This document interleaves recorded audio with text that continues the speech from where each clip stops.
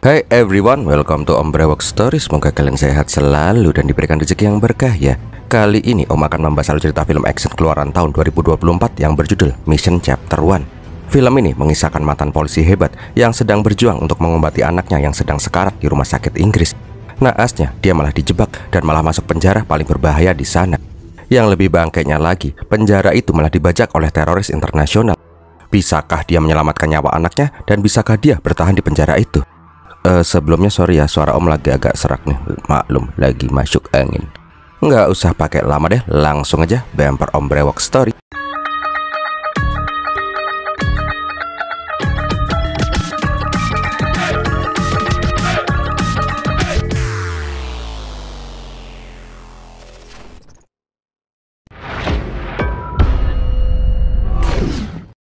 Awal kisah di sebuah desa di perbatasan Kashmir, Pakistan. Polisi perbatasan mendapatkan info intel kalau ada teroris dari Pakistan yang sudah masuk ke wilayah India. Polisi juga diperintahkan untuk menggeledah semua rumah untuk menemukan teroris itu. Tak lama kemudian polisi pun sampai di sebuah rumah. Sesuai SOP, bapak-bapak yang bernama Ali itu pun disuruh menjelaskan semua keluarganya. Tapi setelah dijelaskan, polisi menyadari ada satu orang yang tidak disebutkan oleh si Ali. Polisi pun bertanya siapakah orang itu. Pak Ali pun berkata kalau dia itu adalah teman dari putranya yang bernama Bashir. Curiga dengan itu, polisi langsung meminta KTP semua orang. Karena Bashir tidak bisa menunjukkan KTP-nya, polisi pun langsung pengen menangkap ini orang. Tapi putra Pak Ali langsung memberikan KTP-nya si Bashir. Dia juga bilang, "Pak, kami ini muslim, tapi kami tinggal di wilayah India. Kalau ada teroris yang menyusup, kamilah yang akan melawan pertama kali." Mendengar itu, polisi pun langsung tenang dan hendak pergi dari sana. Tapi pas melihat foto keluarga di rumah itu, ada satu orang yang tidak kelihatan. Dan di saat itu juga lah cucu Ali pun keceplosan kalau orang di foto itu adalah ayahnya. Ya, polisi pun langsung menangkap dua orang inilah. Rupanya dua orang ini adalah teroris yang dimaksud. Mereka membunuh anak dari si Ali biar bisa berpura-pura menjadi keluarga itu. Mereka juga menjelaskan rencana mereka. Rencana mereka adalah menyabotase pergelaran G20 di India yang akan didatangi oleh pemimpin seluruh dunia termasuk Pak Jokowi. Ketika tuh orang menyebut namanya Omar Khodri, semua polisi pun langsung kaget. Karena Omar Khodri itu adalah pimpinan teroris Laskar. Hebatnya, dengan sekali hap, Omar itu langsung bisa membunuh semua polisi. Hebatnya, dengan sekali hap, Omar pun langsung bisa membunuh semua polisi di sana. Nggak cuma polisi yang dibantai, keluarga Ali pun ikutan dibunuh oleh si Omar ini. Karena posisi mereka sudah ketahuan, Omar pun menyuruh anak buahnya si Jamal segera memindahkan markas mereka. Omar juga menyuruh agennya di London untuk bersiap-siap karena informasi serangan mereka sepertinya sudah bocor. Intinya sih, misi Dussehra yang akan mereka lakukan di G20 itu harus sukses. Omar juga menyuruh si Bhaskar untuk bersembunyi dulu sampai suasana kondusif. Beberapa bulan kemudian, diperlihatkan seorang ayah yang terlihat panik. Cowok yang bernama Guna ini rupanya ingin mencarikan asuransi pendidikan putrinya. Pihak asuransi bertanya kenapa harus dicairkan, toh sebentar lagi Sena akan masuk SD. Tapi Guna bilang dengan lemas, apa gunanya tetap punya asuransi pendidikan kalau anakku sudah mati. Rupanya Sena itu sedang mengidap penyakit berat dan harus segera dioperasi. Makanya Guna itu sangat butuh uang. Sepulang dari situ, diperlihatkan si Guna yang diantar oleh si Anwar hendak menjual mobil kesayangannya. Walaupun mobil itu dijual dengan sangat murah, tapi Guna tidak punya pilihan lain. Nah, di lain sisi diperlihatkan si Sena, putri dari si Guna yang sedang dirawat di rumah sakit. Nah, di dalam dokter pun mengatakan kalau ada gejala di batang otaknya si Sena karena efek kecelakaan. Satu-satunya jalan adalah operasi pencakokan batang otak. Sayangnya operasi macam itu di India belum pernah dilakukan. Karena hal itulah, dokter pun merujuk si Sena untuk dioperasi di Inggris. Untuk biaya estimasi operasi itu juga sangat besar, sekitar 300.000 rupiah. Nah, pas menemui si Sena, Sena pun bertanya, kenapa mereka itu sering ke rumah sakit. Tidak mau anaknya takut dan khawatir, Guna pun berkata, kalau dialah yang sedang sakit, makanya mereka sering ke rumah sakit. Setelah mendapatkan uang 300.000 rupiah, diantar Anwar, Guna pun mendatangi seorang bapak-bapak. Karena membawa uang sebanyak itu pasti akan dicurigai bea cukai. Dan bila transfer antar bank ke luar negeri itu sangat mahal, Guna pun berniat menggunakan jasa hawala. Intinya sih, Guna itu nyetor uang di India via bapak-bapak ini. Nanti di Inggris, Guna itu tinggal ambil uangnya di jaringan hawala di sana. Lebih murah tapi ilegal. Bapak-bapak itu juga ngasih alamat dan nomor telepon agennya di Inggris dan bukti pengambilannya. Guna itu dikasih uang 10 rupiah yang sudah ditandain. Tanpa uang 10 rupiah itu, Guna itu tidak akan bisa mengambil tuh uang. Makanya uang itu sangat penting. Di saat yang bersamaan, diperlihatkan Omar dan anak buahnya sudah mendarat di London. 2 hari kemudian, Guna dan Sena pun juga sampai di London. Ketika di taksi, tiba-tiba Sena pingsan. Panik anaknya tidak sadarkan diri. Guna pun langsung membopong si Sena ke rumah sakit. Untungnya di saat panik itu, ada suster dari India yang bernama Nancy langsung membantu Sena dan Guna. Tak lama kemudian, dokter spesialis pun menjelaskan kasus penyakitnya si Sena. Mereka itu aslinya sudah menerima hasil rekap medis dari India, tapi mereka masih belum yakin. Karena hal itu, mereka ingin melakukan pengecekan ulang dari awal untuk si Sena. Setelah hasil keluar, Sena akan langsung dioperasi. Mendengar itu, Guna pun kembali pusing, karena dia tuh harus mengeluarkan biaya lagi untuk pemeriksaannya si Sena. Di saat mengantri untuk membayar, Guna pun menelpon hawala Inggris. Dia bilang uangnya akan diambil 2 atau 3 hari lagi. Orang itu pun berkata, asalkan Guna punya uang 10 rupiahnya itu, kapanpun Guna butuh, mereka siap. Nah, pas di bangsal, Sena pun kembali bertanya ke Nancy. Sebenarnya, papanya itu sakit apa? Kenapa mereka sampai harus ke rumah sakit Inggris? Nancy yang paham situasi menjelaskan kalau papanya si Sena itu akan baik-baik saja. Nah, di saat itu diperlihatkan juga bila si Anwar menelpon si Guna. Anwar memberi informasi penting kalau Omar Kodri itu sekarang berada di London. Mendengar itu, terlihat si Guna yang sangat marah, tapi dia berkata, informasi itu sudah tidak penting lagi. Yang lebih penting adalah menyelamatkan nyawa Sena. Nah, di tempat lain diperlihatkan bila si Omar itu menemui simpatisan barunya yang ahli dalam bidang komunikasi dan hacker. Kenapa Omar sampai di London? Nanti Om ceritain deh. Nah, malam harinya diperlihatkan kalau si Guna terlihat merenung di taman kota. Sedangkan di depan rumah sakit, Nancy yang mau pulang malah dicegat oleh adiknya si Thomas. Thomas ini meminta duit ke Nancy untuk depo Zeus. Jelas saja Nancy pun marah lah. Udah rungkat masih aja depo terus. Menang kagak, kere iya. Ketika perjalanan pulang, Nancy pun melihat si Guna yang tiduran di kursi taman. Keesokan paginya pas berangkat kerja, Nancy yang penasaran ngeliatin taman. Rupanya dia menyadari kalau semalam itu Guna tidur di taman itu. Ketika bertemu, Nancy pun menawarkan bantuan untuk mencarikan hotel murah untuk si Guna tidur. Namun si Guna ini menolak. Bahkan pas ditawarin bantuan juga, si Guna itu tidak mau. Sialnya, pas lagi bareng Nancy itu, Jamal anak buahnya si Omar melihat si Guna. Nggak mau kehilangan jejak, dia pun langsung mengikuti si Guna sampai di rumah sakit. Nah, di sana Jamal akhirnya bisa memastikan kalau Guna dan putranya itu lagi berada di London. Hal itu pun langsung mau disampaikan ke Omar. Wedus, siapa tuh nyambit lampu? Karena nggak sengaja ketiban lampu sampai kolong, Omar pun nggak jadi dapat informasi penting itu. Nah, di ruangan dokter, Sena mendapatkan jadwal operasi, yaitu hari Senin besok. Sekarang tinggal masalah pembayaran aja. Sialnya, pas mau ngecek uang 10 rupiahnya, dompet dan HP-nya Guna itu hilang. Tiwas Om udah panik, jebulnya tuh dompet jatuh di ruangan dokter. Om udah mak teratap Nancy yang bingung pun bertanya ke Guna, kenapa dia sangat khawatir dengan uang 10 rupiah itu. Karena udah dekat, Guna pun menceritakan kalau itu adalah uang hawalanya. Sialnya, pembicaraan itu malah didengar oleh si Thomas. Di lain sisi, Omar sedang merencanakan membajakan sebuah penjara di Inggris. Iqbal bilang kalau penjara itu sangat canggih, hampir setiap sistem dikendalikan oleh komputer. Tahanan di sana berasal dari seluruh dunia. Diketahui juga ada 2 geng besar di penjara itu, geng Hussein, gembong narkoboy dari Suriah, dan geng Andrew, pembunuh berantai dari Meksiko. Iqbal juga bilang semua pengawasan penjara itu dikendalikan dari blok administrasi sentral. Di sana juga dijelaskan ada kepala pengawal, Neil Johnson. Dan yang membuat penjara itu mengerikan adalah kepala sipir yang bernama Sandra James. Wah, ini tipe Om banget nih. Mukanya binal gendal-gendel sekali. Enggak jadi deh, cantik sih tapi galak, serem. Rupanya tujuan Omar ingin membajak tuh penjara adalah ingin membebaskan 3 orang anak buahnya yang ditahan di penjara itu. Mereka bertiga sangat penting untuk misi Duserah yang akan dilakukan oleh si Omar. Tapi Omar nggak perlu khawatir karena sudah ada 1 agen mereka yang sudah Iqbal susupkan ke penjara itu. Nah, pas ada mobil yang lewat penjara, pengawas pun melakukan pengecekan rutin. Ketika tuh orang udah panik, pengawas Neil pun malah marahin tuh penjaga dan menyuruh mobil itu lewat begitu saja. Malam harinya diperlihatkan Guna yang mau menemui Hawala untuk mengambil uang. Di saat itu, Thomas pun memanggil si Guna. Dia pun bilang kalau dia tuh tahu alamat yang mau dituju oleh si Guna dan berniat bareng naik bisnya. Tak lama mereka naik bis, ada preman yang masuk ke bis itu dan meminta semua uang dari penumpang. Rupanya itu adalah orang suruhannya si Thomas. Thomas itu berniat merampok uang hawalanya si Guna. Ketika dimintain uang, Guna pun menunjukin kalau dompetnya itu kosong. Bangkainya Thomas malah bilang, Pak, uang 10 rupiahnya dikasih mereka aja Pak. Jelas saja Guna nggak mau dong. Seketika Guna pun langsung digalpokin bareng-bareng.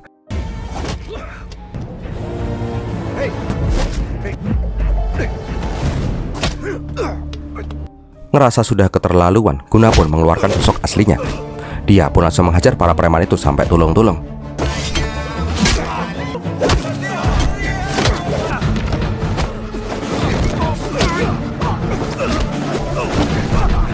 Tak pelak, Thomas dan yang lain pun jadi heran sendiri. Sialnya pas bis itu berhenti, para preman itu pun langsung kabur. Sial yang kedua, HP-nya si Guna malah jatuh dan malah dipungut oleh si Thomas. Nah, di jalan, Guna pun ngamuk untuk mendapatkan dompetnya kembali. Sialnya, pas polisi datang, Guna malah nampol tuh polisi. Ngelihat itu, Thomas pun langsung kabur ketika si Guna ditangkap polisi. Karena penjara kantor polisi lagi penuh dan pengadilan juga lagi libur weekend, Komandan polisi menyuruh menitipkan Guna ke penjara Westmouth sampai hari Senin. Sesampainya di penjara itu, Guna pun diperlakukan seperti penjahat yang lain. Di sana, pandangan Guna tidak bisa lepas dari uang 10 rupiah miliknya. Ketika hendak dimasukkan ke dalam sel, Guna pun melihat barang-barangnya dimasukkan ke dalam brankas paling pojok. Nah, di sisi lain, Sena pun terlihat sedih karena ayahnya tak kunjung kelihatan. Di saat itu, Nancy pun juga bingung kemana perginya si Guna, kenapa dia hilang begitu saja tanpa kabar. Ketika Nancy mencoba menghubungi si Guna, Thomas yang nyikat HP-nya si Guna langsung mereject tuh telepon. Nah, di saat yang bersamaan, Guna pun ditemuin oleh si Sandra. Guna bilang kalau dia tuh dijebak, dia tuh nggak bermaksud memukul polisi, dia itu cuma dirampok. Dia juga bilang dia tuh datang dari India untuk mengobati putrinya. Sandra jelas saja nggak mau percaya begitu aja sama omongannya si Guna. Intinya si Guna itu harus mendekam di penjara itu sampai Senin, sampai persidangan dibuka. Penasaran dengan omongannya si Guna, Sandra pun menyuruh anak buahnya untuk mengecek rumah sakit. Bangkainya, pas resepsionisnya nggak ada, yang ngangkat telepon malah si Thomas. Ya ini orang bangke pun langsung bilang lah kalau nggak ada pasien yang bernama Sena. Keesokan harinya, Nancy masih belum bisa menemukan Guna itu di mana. Nancy pun mencoba mencari-cari di tempat-tempat yang kemungkinan Guna itu ada, tapi hasilnya nihil. Sedangkan di penjara, Guna itu jadi satu sel dengan cowok Sikh yang bernama Param. Karena sama-sama orang India, Param pun mencoba akrab dengan si Guna. Tak lama kemudian pintu sel pun terbuka. Param menjelaskan kalau jam 7 pagi itu mereka akan sarapan bareng. Param juga menceritakan kenapa dia bisa sampai di penjara di sini. Rupanya Param ini adalah supir taksi di London. Suatu ketika, pas dia dan keluarganya berkendara, ada perampok yang hendak merampok mereka. Di saat itu, Param pun berusaha menggagalkan aksi itu. Tak sengaja, salah satu dari perampok itu malah terluka, dan dia pun malah dijadikan tersangka dan harus mendekam di sana selama 6 bulan. Tapi tenang, karena hari ini adalah hari terakhir Param di penjara. Besok itu dia akan bebas. Sesampainya di kantin, Guna mulai men-screening semua tahanan di sana. Nah, pas mau mencari tempat duduk, Husain malah menghampiri si Guna.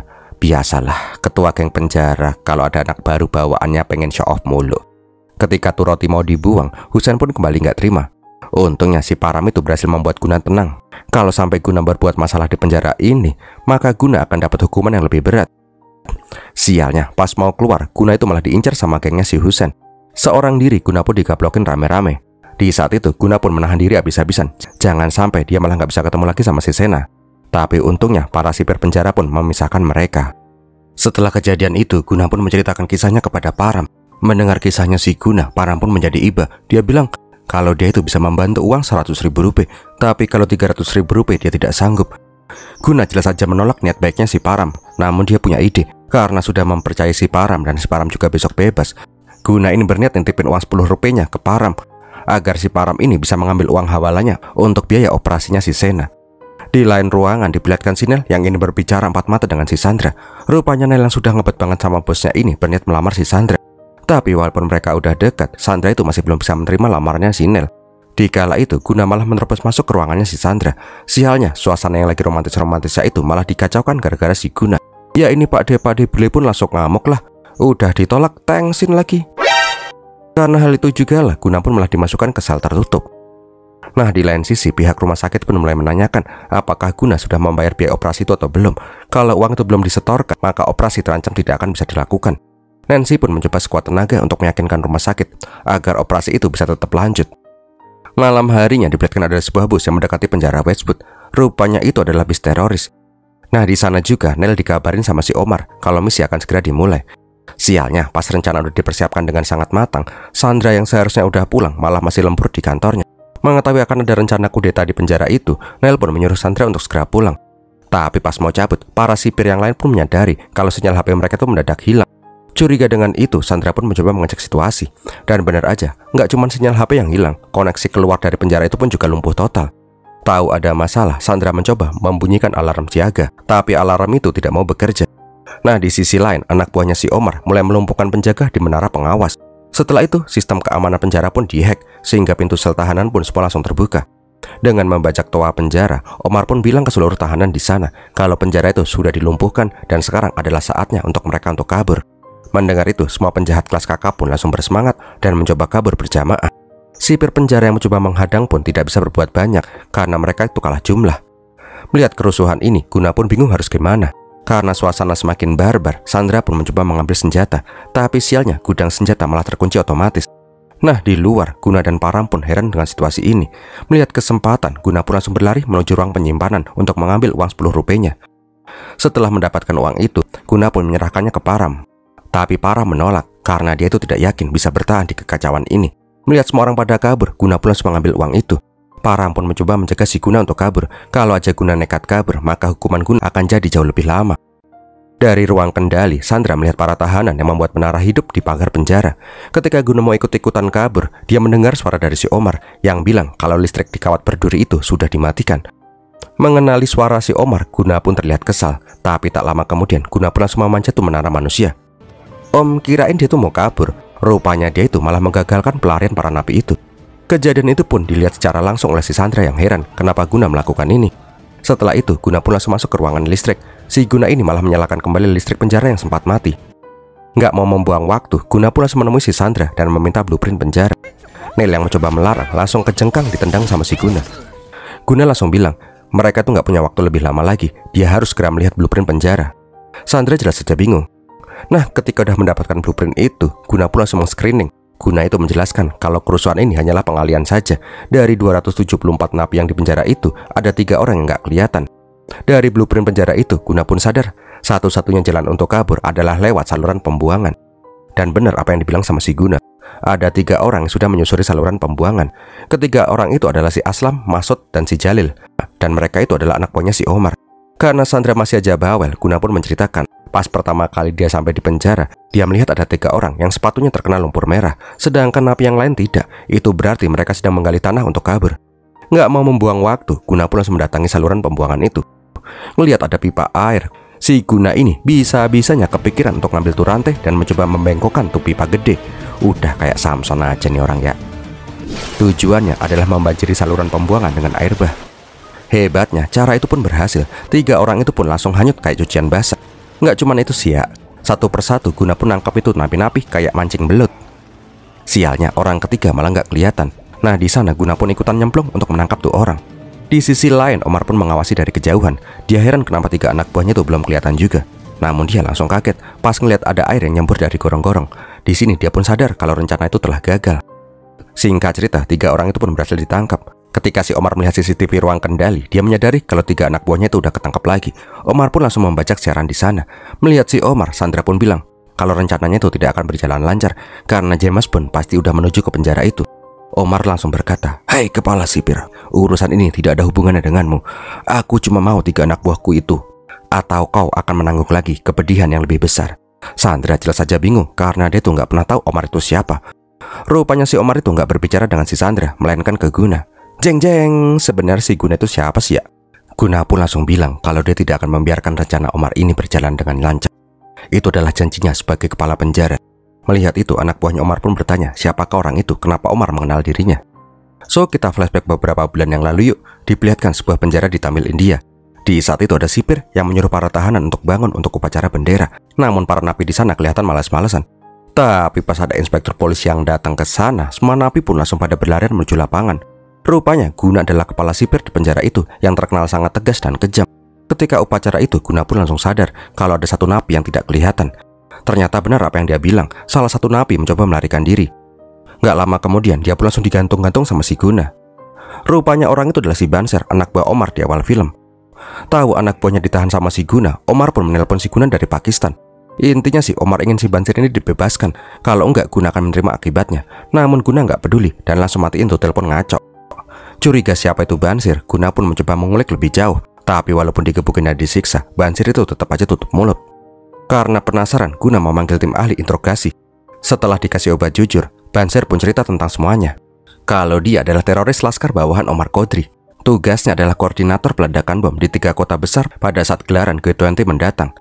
Banser juga menyebutkan 3 nama, Aslam, Masud, dan Jalil, yang sekarang sedang berada di London. 3 orang itu adalah ahli peledak kepercayaan si Omar. Karena informasi itu, Guna pun langsung menghubungi Interpol. Alhasil, 3 orang itu pun langsung ditangkap oleh kepolisian Inggris. Beberapa hari kemudian diperlihatkan si Guna dan keluarganya menikmati hari libur di sebuah restoran. Namun si Guna itu kembali ditelepon oleh si Omar. Di sana Guna tuh nggak gentar. Omar pun langsung bilang dia akan ngasih hadiah kejutan ke Guna yang telah menggagalkan rencananya. Dan seketika dia pun langsung terlempar karena ada bom besar. Sialnya, gara-gara ledakan itu istri Guna pun harus tewas, sedangkan si Sena mengalami luka berat yang menyebabkan batang otaknya bermasalah. Setelah kejadian itu, Guna pun memutuskan untuk resign dari kerjaannya sebagai inspektur. Dia bilang ke atasannya, sekarang itu dia hanya punya Sena, dia tidak ingin kehilangan anaknya. Dia itu harus hidup dan inilah jalan satu-satunya. Beberapa hari setelah kejadian itu, di kantin ada 2 orang yang mendatangi si Banser. Mereka bilang kalau mereka itu adalah utusannya si Omar dan akan membantu pelarian si Banser nanti malam. Malam harinya pas penjara udah sepi, 3 orang ini pun berniat kabur. Sesampainya di loteng, Banser pun kaget karena Guna udah berada di sana.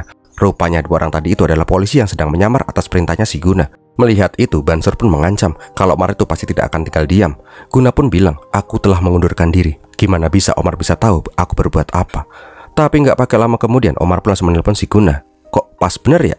Omar pun mengancam akan menghancurkan Guna lebih jauh bila si Guna itu berani nulit-nulit si Banser. Ketika noleh, dia melihat subinspektur yang tangannya gemeteran megang HP. Mengetahui itu, Guna pun langsung menembak subinspektur dan langsung lemparin tuh pistolnya ke Banser. Guna juga bilang, Banser mencoba melarikan diri dan membunuh subinspektur. Karena hal itulah polisi menembak si Banser. Dan Banser pun langsung ditembakin di tempat hingga tewas. Dan setelahnya kita udah lihat di sepanjang film ini, entah takdir atau apalah, Guna itu malah dipenjara di penjara itu. Ketika mendengar suara si Omar, Guna pun sadar kalau tujuannya adalah membebaskan 3 orang ini dengan membuat pengalihan kerusuhan penjara. Karena itu jugalah Guna benar menggagalkan rencananya si Omar lagi. Namun Parah meminta Guna jangan ikut-ikutan lagi karena nyawa Sena lebih penting sekarang. Tapi Guna bilang kalau rencana Dasera terwujud, akan lebih banyak orang yang akan kehilangan nyawanya. Di saat yang bersamaan, kedua orang ini pun saling merencanakan taktik untuk saling adu mekanik. Sandra pun bilang kalau setiap jam 4 pagi akan ada helikopter yang mengecek kondisi penjara. Sampai saat itu tiba, mereka itu harus bisa bertahan dari gempuran Omar dan para napi yang lain. Di sisi lain, diperlihatkan si Jamal yang siuman. Dengan kepala nyut-nyutan, dia mencoba mencari sosok si Guna. Tapi dia malah melihat si Sena di bangsal rumah sakit. Untungnya pas mau masuk, Thomas pun langsung ngegapin ini orang. Kembali lagi ke penjara. Di saat itu Omar bilang ke semua napi kalau mereka itu akan memainkan permainan kematian. Omar menyebutkan 2 nama, Hussein dan si Andrew. Siapa saja dari mereka yang bisa membunuh orang-orang yang bersembunyi itu, maka mereka akan dapat hadiah yang besar dan jaminan kebebasan. Mendengar itu, para napi pun langsung jadi beringas dan mendobrak masuk dapur. Setelahnya Omar bilang ke ruang kendali kalau ketiga anak buahnya nggak segera dibebaskan, setiap 10 menit akan ada pertumpahan darah. Singkat cerita, salah satu koki pun ditangkap dan diajar habis-habisan. Melihat tuh koki mau dibunuh, Guna pun ingin mencoba keluar, tapi dia langsung ditahan oleh si Sandra dan yang lain. Ketika para napi kembali mengambil satu koki lagi, Guna yang lihat toolbox langsung mengambil martil. Setelah itu, udah pada tahu kan? Lihat diri aja deh ya, masa iya berantem diceritain. Intinya sih, Guna itu mati-matian mencoba menyelamatkan para koki-koki itu.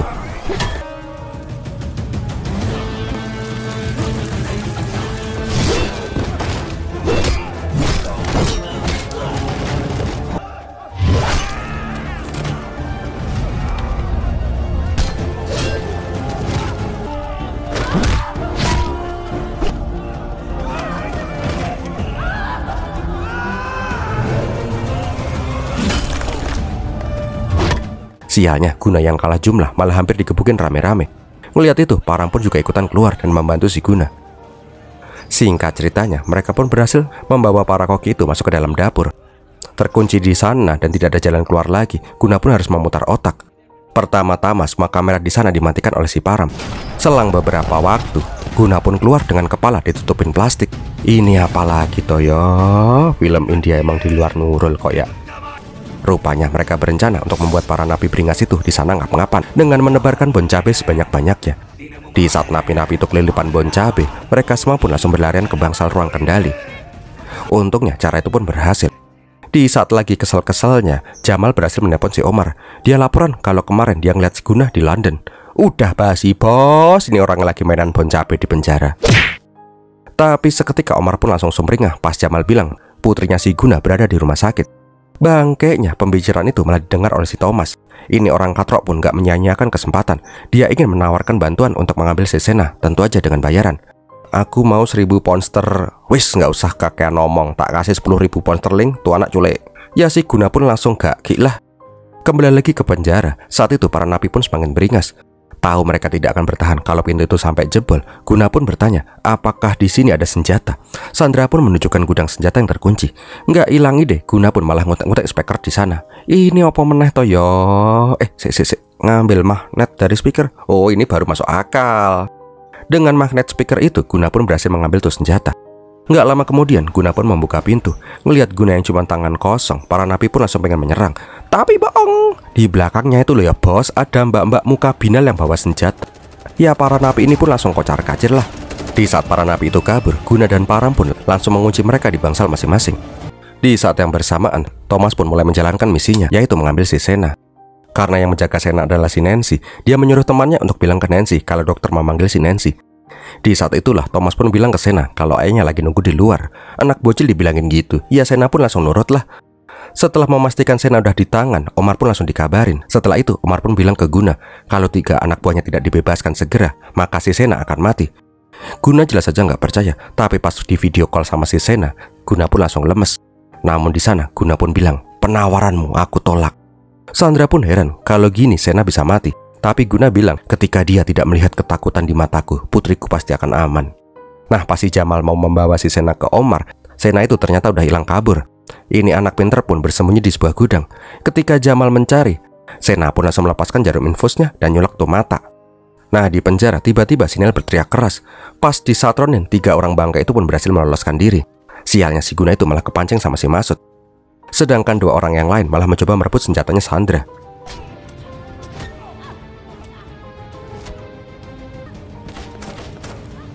Di loteng, Masud pun mencoba melompat. Untungnya Guna dan Param berhasil menarik balik tuh orang. Naasnya, uang 10 rupiahnya si Guna malah jatuh. Setelah melumpuhkan si Masud, Param ini pun berniat mengambil uang itu. Sialnya, pas mau manjat lagi, anak buahnya si Omar ngeliat si Param dan langsung menembaknya. Dengan sekuat tenaga, Param pun mencoba naik ke atas lagi. Sialnya lagi, ada teroris yang mencoba mengejar si Param. Kambingnya pas mau masuk ke dalam, Nel malah menutup pintu itu. Alhasil, Param pun harus bersusah payah melarikan diri dari tembakan tuh teroris. Curiga Param gak kunjung muncul, Guna pun mencoba mengecek ke atas. Ketika mendengar suara tembakan, Guna pun langsung mencoba menyelamatkan si Param. Dan tuh teroris pun langsung dibuat entet. Guna pun sadar, Param itu sengaja mempertaruhkan nyawanya demi uang hawala. Karena Param udah tahu Nel pengkhianatnya, Nel pun menyuruh 2 bangka itu pun untuk menembak. Sadar akan hal itu, Guna pun mengorbankan nyawanya sendiri untuk si Guna. Kata-kata terakhirnya, Param pun bilang, tolong jaga istri dan anakku. Nah, di sisi lain, Sena mencoba lari dari para penculik. Sialnya dia kembali ditemukan sama si Thomas. Untungnya Nancy melihat itu. Thomas pun menjelaskan kalau ini peluang besar untuk mereka. Mereka akan banyak uang kalau anak itu diserahkan ke teroris. Jelas aja si Nancy tuh nggak menyerahkan Sena dong ya. Ketika Nancy mau laporan ke polisi, Thomas pun langsung menyerang kakaknya. Dengan sekuat tenaga, Nancy mencoba melawan Thomas.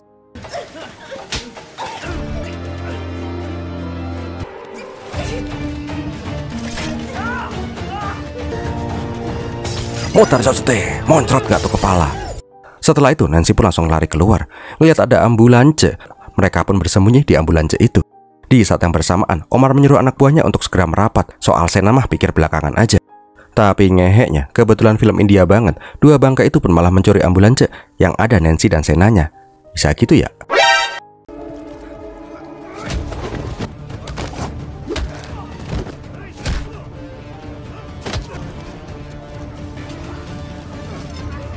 Nah, di sisi lain, Guna pun mencoba menghalangi para teroris itu untuk kabur. Namun kali ini Nel ikutan join mabar dan membuat Guna pingsan. Setelah itu, Guna pun langsung dibuang ke gorong-gorong. Nah, pas mau membebaskan 2 kampret itu, si Sandra malah datang. Ya, si Nel pun langsung berpura-pura kalau dialah yang menangkap mereka. Tapi tiba-tiba Sandra langsung memborgol si Nel. Rupanya Sandra itu udah tahu Nel itu pengkhianat, karena dia ngeliat CCTV pas Param mati. Sandra itu nggak habis pikir, Guna yang bukan orang Inggris saja mati-matian menyelamatkan negara ini dari teroris. Sedangkan Nel itu malah ikutan join mabar sama teroris. Rencananya kembali gagal, Omar pun kembali kesal banget. Tak lama berselang, helikopter polisi pun melakukan patroli di atas penjara. Mereka pun langsung sadar kalau penjara itu dalam masalah. Nggak mikir panjang, Omar pun langsung nembakin tuh helikopter. Karena rencana mereka itu udah gagal total, Jamal pun meminta si Omar kabur pakai ambulans. Tapi pas ambulans itu dibuka, jeng-jeng, Omar pun dapet jackpot. Nggak pakai lama, Omar pun kembali ingin bernegosiasi. 3 anak buahnya ditukar dengan si Sena. Kali ini Omar udah nggak mau main-main lagi. Melihat itu, Sandra pun setuju asalkan Sena tidak disakiti. Singkat cerita, di depan penjara, mereka pun bertukar tawanan. Di saat mereka sama-sama berjalan, Omar pun ngasih kode untuk menangkap si Sena lagi.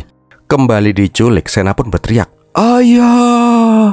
Dan Guna pun langsung sadar, strong. Kok enggak? Lah kan biasanya film India gitu. Jadi bisa langsung strong gitu pemeran utama. Ini kok diam-diam baik ya? Di saat yang bersamaan, Nel pun malah gak sengaja membuka palka air, sehingga gorong-gorong itu pun banjir lagi. Kerennya, air itu pun langsung muncrat dan si Guna pun keluar dengan sangat keren. Nah, ini baru film India Om kenal. Melihat anaknya di sana, Guna pun langsung ngamuk sengamuk-ngamuknya.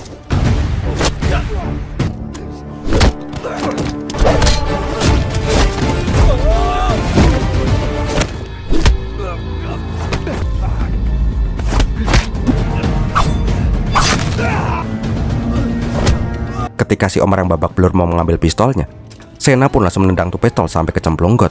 Ketika Sena mau dibunuh, Sandra pun langsung mencoba membantu.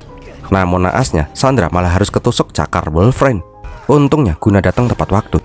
Alhasil Omar pun harus ke tukang urut karena semua badannya dipelintir-pelintir sama si Guna. Setelah semua teroris itu dilumpuhkan, Guna dan Sena pun berpelukan.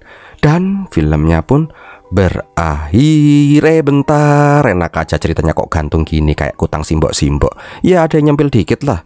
Diperlihatkan kalau polisi Inggris datang ke sana dengan pasukan full tim dan menyelamatkan mereka semua. Beberapa hari kemudian, Guna pun siuman di rumah sakit. Di sebelahnya, dia melihat si Sena yang sudah selesai dioperasi. Guna pun heran kenapa Sena bisa dioperasi, kan dia belum membayar uang rumah sakit. Tapi Sandra mengatakan jasa Guna untuk negara Inggris itu sangat besar, jadi semua biaya operasi pun ditanggung negara. Pemerintah Inggris juga menawarkan kewarganegaraan Inggris bila si Guna dan si Sena ingin tinggal di sana. Sandra juga memberikan uang hawalannya ke Guna, tapi Guna meminta Sandra memberikan uang itu ke keluarganya si Param. Dan tamat deh. Kayaknya sini bakalan ada sequelnya loh ya, karena judulnya aja Mission Chapter 1. So kita tunggu aja, kalau rame sih sequelnya Om gas deh.